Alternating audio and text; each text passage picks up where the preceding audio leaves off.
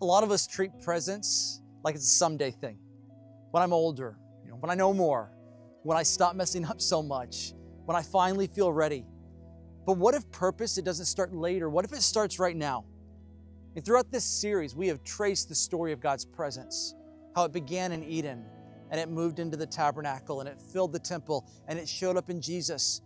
But it didn't end when Jesus ascended. It kept going through His Spirit, through us. And everything shifted in one world-shaking moment, Pentecost. Before Pentecost, Jesus said something unthinkable and alarming to His friends. We read about it in John 16:7. He said to His disciples, guys, it's better for you that I'm going away. And we're like, better how? You leaving, how is that better? But Jesus went on to explain, unless I go, the advocate, the Holy Spirit, will not come to you. But if I go, I'm going to send Him to you guys. Because while Jesus walked beside them, He could only be with them a few at a time. But through His Spirit, He would be in all of the time.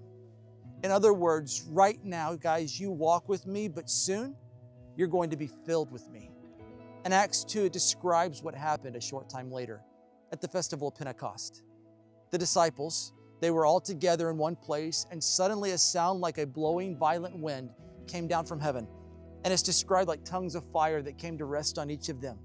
And all of them were filled with the Holy Spirit.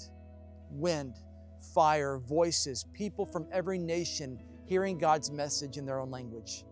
This wasn't just a spectacle, it was God moving in, not in a building, but in His people. That's why Paul later says that don't you know that you yourselves are God's temple, that God's Spirit, it lives in you. You are a living, breathing temple, not just someone who believes about Jesus, someone who is filled with Him. And from that moment on, God's presence, it wasn't something that you just visit. It was something to carry. And this was the plan all along.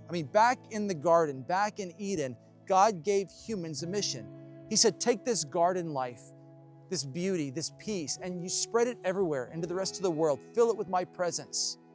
But we lost that when we turned away. But in Jesus, that creation project, it's been restored. Pentecost undoes the story that we read about in Babel. At Babel, the people, they tried to climb to heaven in pride, but at Pentecost, heaven came down in grace. At Babel, languages divided, but at Pentecost, it was language that united people, brought them back. This wasn't just the birth of the church, it was God declaring, my presence is back, and this time it's for everyone. If you carry God's Spirit, then you are His temple, and your life is anything but random. Wherever you go, He goes. As you go to work, as you go to class, as you go home or online, it's not about being impressive. It's about being present with His presence. You don't have to wait for someday. You don't have to reach some level of maturity or status. The Spirit has already moved in. The mission has already started. And so don't hold back. Don't believe the lie that you're too young or too average or too far gone. If you have chosen to follow Jesus, then you are a temple of the living God. You are a carrier of His presence. You are a part of His plan to restore the world. Wherever you go, you bring heaven into places that very well feel like hell to some. Jesus didn't just rise simply to show His power. He rose to share it. You were made for this. And the only question is, will you go with Him? And as you go, go filled.